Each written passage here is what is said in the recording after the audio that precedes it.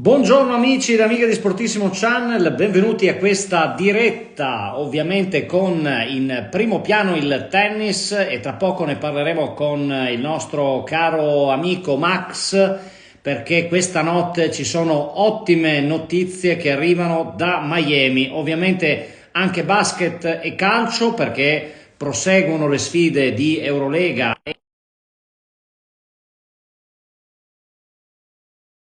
Caro Max, ho iniziato dicendo di questa notizia che tu ci analizzerai con dovizia di particolari e quindi di quello che è successo stanotte in quel di Miami con una bellissima notizia per il tennis italiano aspettando quello che succede questa sera, tardo pomeriggio in Italia. Quindi scatenati come fosse una puntata di Tennis Shot. No, mentre Berrettini e Musetti dormono, Sonego ed è sveglio e sveglissimo pure Sinner e si presenta agli ottavi di finale del torneo di Miami per la seconda volta in carriera. Questa volta ha sconfitto l'americano TFO, l'idolo di casa, quindi direi con una prestazione maiuscola, 2 set facili, si fa per dire, con anche un'interruzione per la pioggia che poteva destabilizzare il nostro giocatore italiano.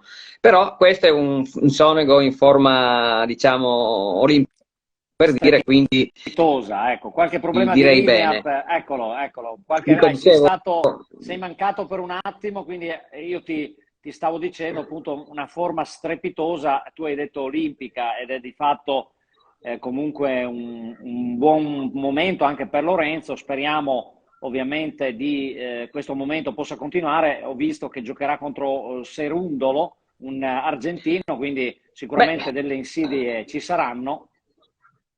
allora, diciamo che possiamo sognare, questo sicuramente, però ricordiamo che Serundolo ha sconfitto Auger Aliassime Felix, il canadese che sulla superficie veloce è molto forte. Però, insomma, questo è un buon sonago, vediamo un attimino quello che succede. Questa sera alle ore 17, anzi pomeriggio tardi, insomma, tardo pomeriggio, nei quarti di finale affronterà il nostro Sinner affronterà i quarti di finale contro il russo Rublev. È partita dura, però insomma credo che adesso non me ne voglia il russo, ma questa volta devo patteggiare per il nostro Sinner che l'ho visto in buonissima forma. Il russo è un giocatore veramente solido, ma se si fa un po' arrabbiare, se gli si fa perdere un po' le certezze, potrebbe incappare in una sconfitta anche diciamo pesante, come potrebbe anche capitare che sia in una giornata top.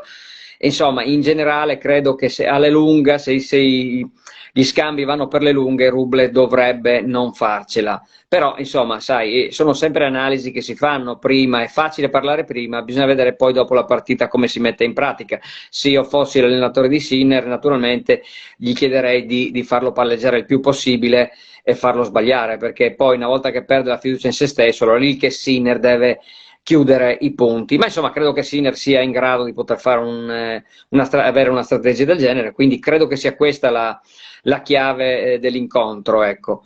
Detto questo, insomma, vedremo quello che succede, ma siamo ben contenti perché abbiamo anche la Trevisan che approda agli ottavi di finale, quindi insomma, ai quarti di finale, ecco ancora meglio, per cui voglio dire che dire, abbiamo approfittato anche un po' dell'assenza da quella parte della Siontek che ha dato forfait all'ultimo minuto, quindi in questo momento ne sta approfittando e direi anche molto ma molto molto bene. Quindi vediamo quello che succede, si può sognare sia da una parte che dall'altra, però Come dicevano, lo scopriremo puntini puntini, aggiungi tu il resto.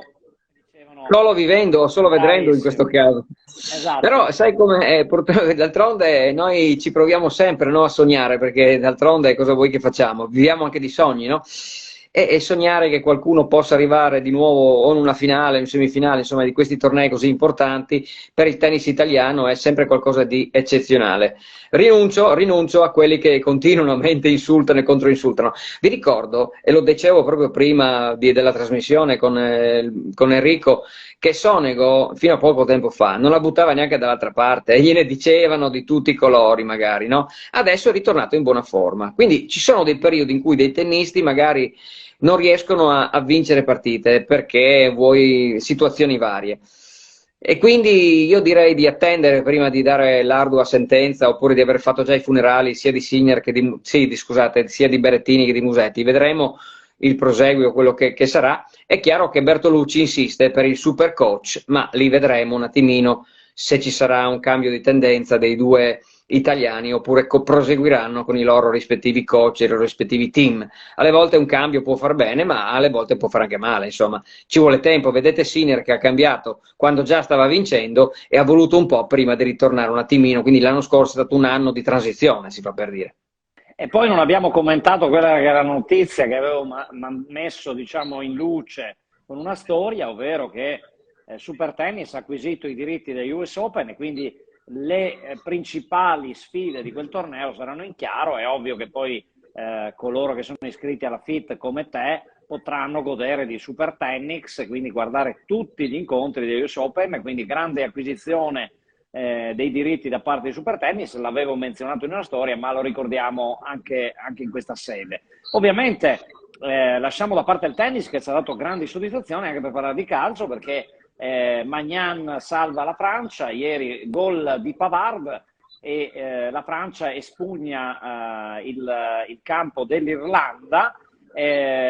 Avevamo poi lasciato l'Italia dopo la sconfitta con l'Inghilterra, che Italia che ha vinto giocando così e così a Malta per 2-0, con le reti di Retegui, il secondo gol con la nazionale in 2 partite, e del giocatore del Monza, che adesso non mi sovviene, magari mi aiuti tu, il primo giocatore del Monza, Pessina.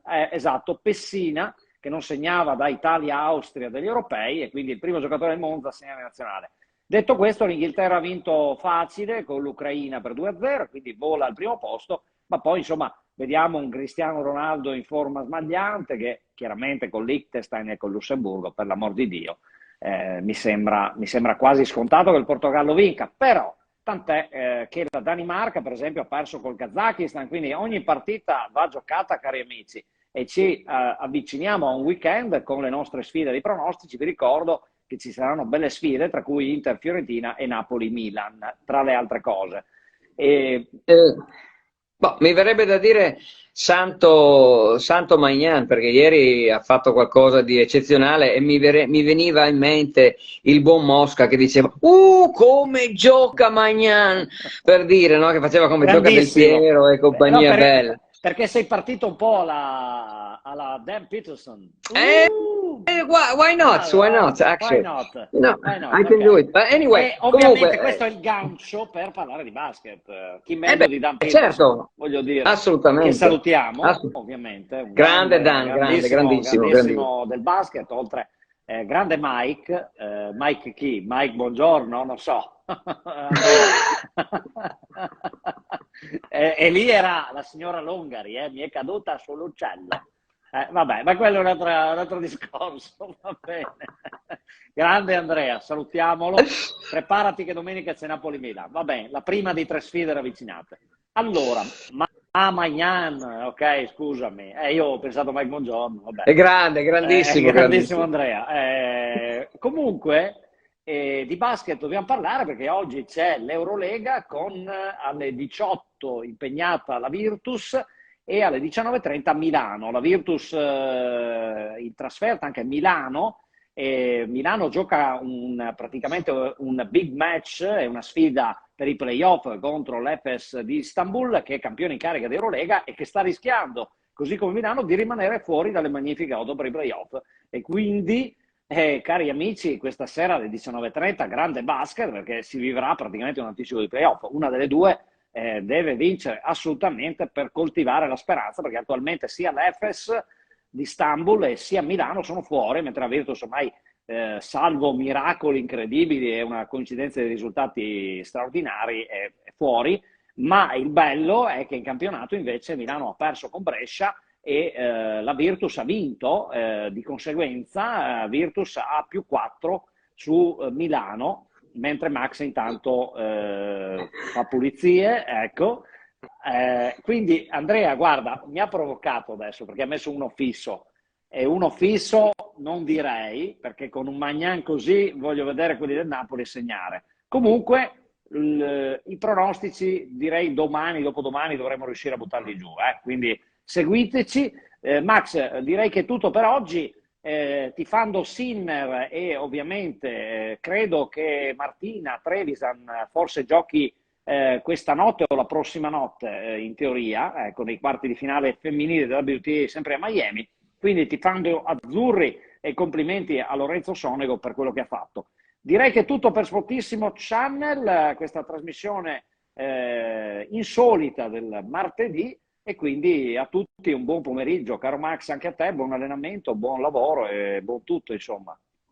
Il bello di Sportissimo è che non si sa mai quando arriva e potrebbe arrivare all'improvviso. È per questo che devono schiacciare quel tasto che c'è quando su Instagram segui per vedere le dirette. Poi è chiaro, se lo fate, mettete il campanellino, no? Su YouTube, così sapete quando viene pubblicato un video. Cari amici, ciao raga, grande Andrea con questo raga da giovane, perché lui, così quella volta finalmente qualcuno che sappiamo io e te si collegherà in tempo giusto per il 31 di però maggio. io penso che siamo a meno tre giorni, non lo so. Dura, non lo dura. so. Forse per il commento dei pronostici la vedo francamente difficile, vedremo. quindi sto odorando profumo di vittoria. Ma questo, io spero diciamo così, di raccontarcela il 18 sera, non dico altro. A te la chiusura. Uno fisso, arrivederci alla prossima.